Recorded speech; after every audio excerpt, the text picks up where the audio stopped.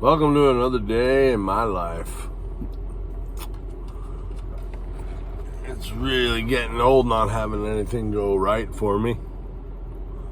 Well, at least something. There's always something that's not going right.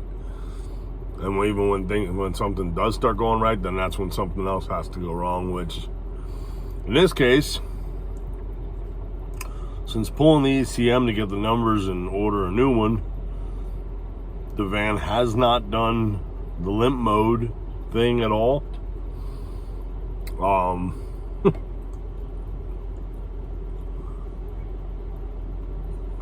But I'm still replacing the ECM anyway.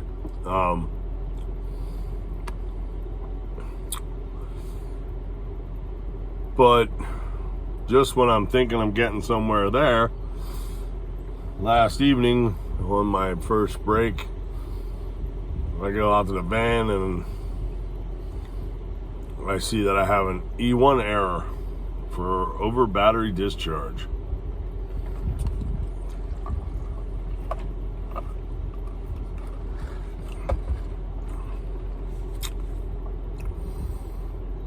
So I should say that first break, my bad, I'm sorry. First break, I plugged in my shaver because I figured I wanted to shave my head today.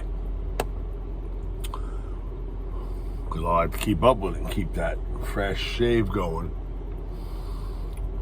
So I plugged in the shaver, and then at lunchtime, like 2 hours later, go out for lunch and I have the E1 over discharge error on my charge controller. Unplug the shaver, which is full charged, and turn off the inverter, and charge controller goes into boost mode. I moved the van so that I would get just a hair bit more the last of the daylight, which wasn't much because by the time lunch was over, the daylight's gone. So by the time I came out at my last break at 10 o'clock at night, last night, my charge controller is completely off. There ain't no lights on. The display don't have nothing. So after work, went to my storage, used my voltmeter, checked a few things. Still kind of confused on the line coming from the charge that goes from the charge controller to the positive on the battery for the charging from the solar.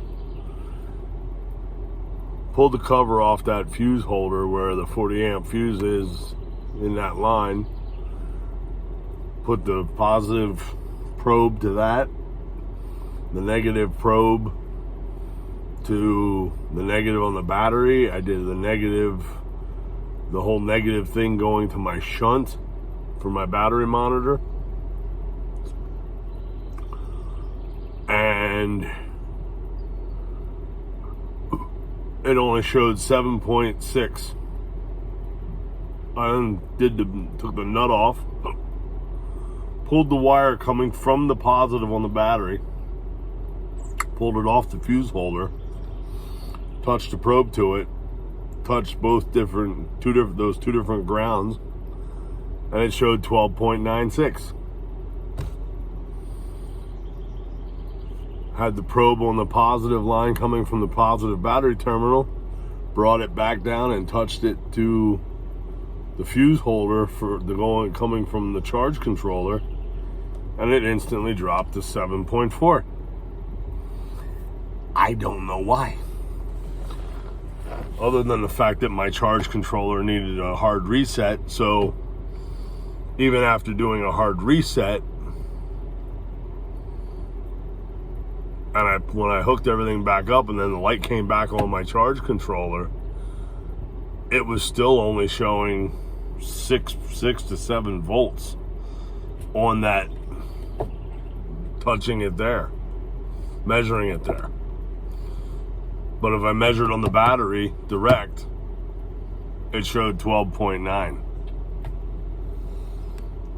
So the charge controller thinks that my battery is dead. Voltmeters telling me it's not. Battery monitors telling me it's not. So I'm not sure. I guess I may have to buy another charge controller, because I'm sure somehow when I got it, I don't believe I went on and didn't sign up for any warranty stuff, because I never do all that stuff. I expect things to work. For what you pay for it, it ought to work. And the warranty bullshit's bullshit. Exactly that bullshit. They always give you a runaround. Oh, did you? And it'll be, oh, did you hook it up right? Or did you have a professional electrician hook it up? No, I hooked it up myself. Oh, operator error. Sorry, warranty won't cover that. You know, shit like that. And because companies operate like that, why bother signing up and doing the warranty thing when you buy something when they're not going to honor it anyway, right?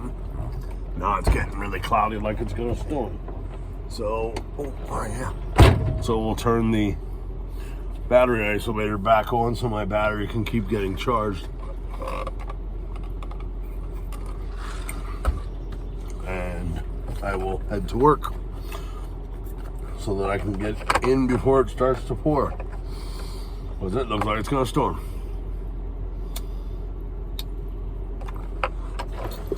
But the one thing that I do realize, I think, even though my sealed lead acid batteries show full charge, because I didn't have the money, the finances to get everything all at once. When I built my van out, I had to wait for the solar, I had to wait for a battery monitor, I had to wait for this, wait for that. So the way I was using the batteries, I think I was on, not knowing, learning curve. I actually, because the lead acid were all I could afford battery wise,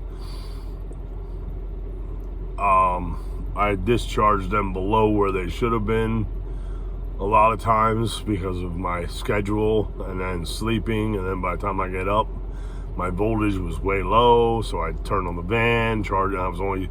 The only way I had to charge it first was my battery isolator. So, I kind of did the batteries in myself from the get-go. Early on, caused a lot of soft-stration in them. Had soft-strated batteries.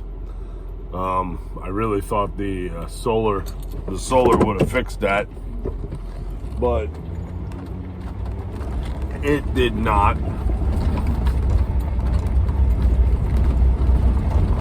And here comes the rain.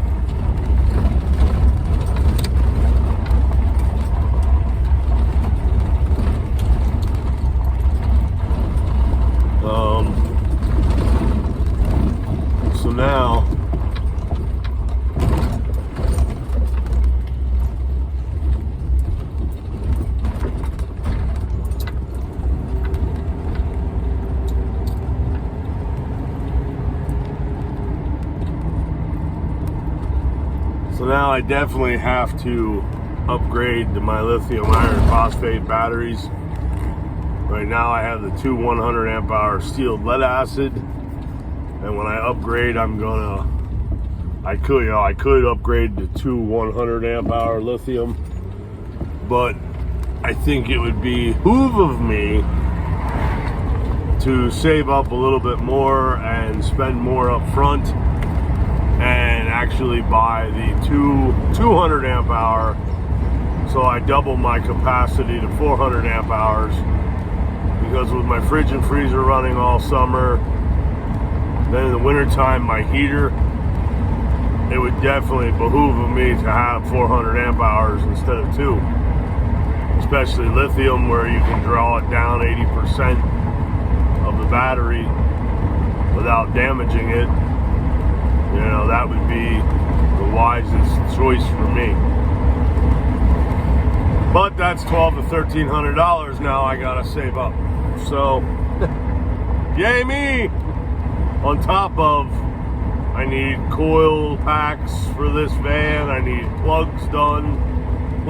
Plugs and coil packs, and because these Fords are notorious for plugs breaking off if they haven't been replaced on a regular, and since I had this van over a year and I don't know when the last time they were changed, that is not a task, a mechanical task.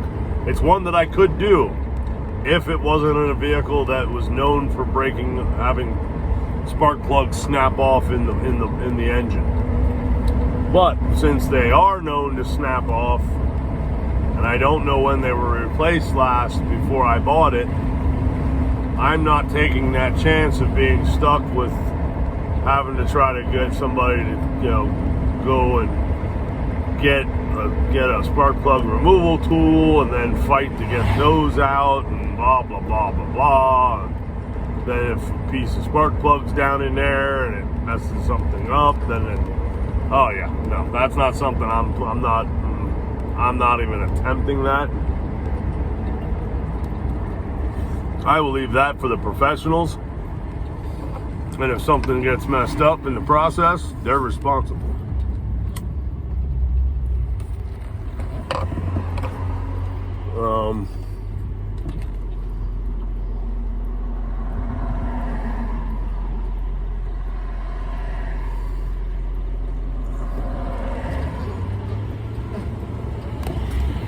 But I know that, well, the coil packs alone for this thing are $336 for a set of 8 coil packs that I know are probably in desperate need of replacing.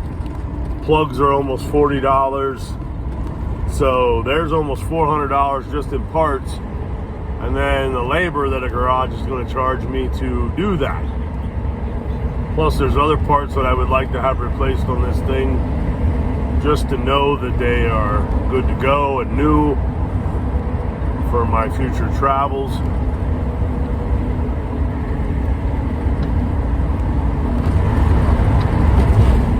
So I've got a couple $1,000s worth of mechanical maintenance to do to this thing, plus then $1,200, $1,300, $1,400 for two new lithium house batteries.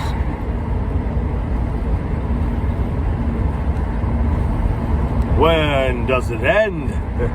That's right, it doesn't, does it?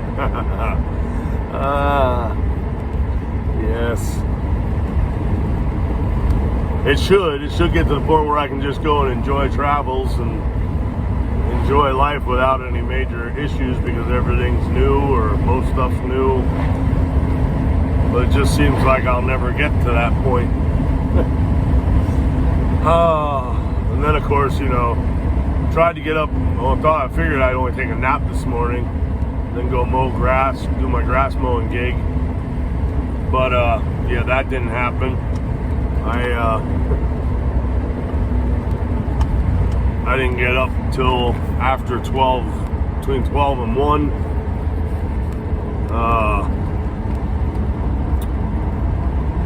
So now I'm on my way to work, and that's all I got for you today. Another disturbing day in my life. So, catch y'all later. Remember, fight for love, not hate. And if you haven't subscribed, please do. Hit that like button. Feel free to comment.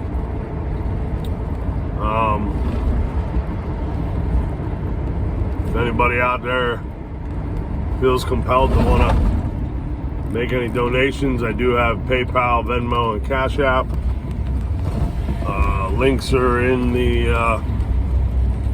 in a video I have way back, or you can message me and then I will put them down, because at the moment I don't remember them all. I gotta look them up and write them down. Just can't remember all that stuff. Old age.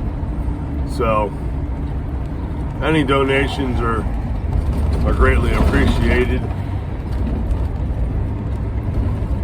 Just trying to live the van life dream of seeing the country before I die from heart failure. Doesn't seem like life wants to let me have my dream, my goal come true. I don't know. But keep pushing, keep trying, keep striving. With or without, whether I do it on my own, all on my own, or if the universe seems fit to help me out in any way. So, catch y'all later.